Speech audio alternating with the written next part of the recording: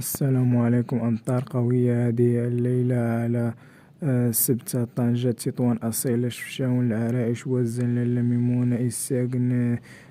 تاونات قرية بو محمد كاملة سيدي علال تازي سيدي سليمان فاس مكناس الخميسات تاهلة تازا إكنون ساقا قرسيف تنديت سكورة مقاس إفران خنيفرة زاوية الشيخ بن ملال إملشيل تنفيت ميدلت واد زمخريب قالقارة برشيد سطات الدار بيضاء الرماني بن سليمان الرباط الدار بيضاء جديدة سيدي بن نور الوالدية اليوسفية. أما مع العاشرة ليلا أمطار حاضرة على إفران والماس خنيفرة تاونات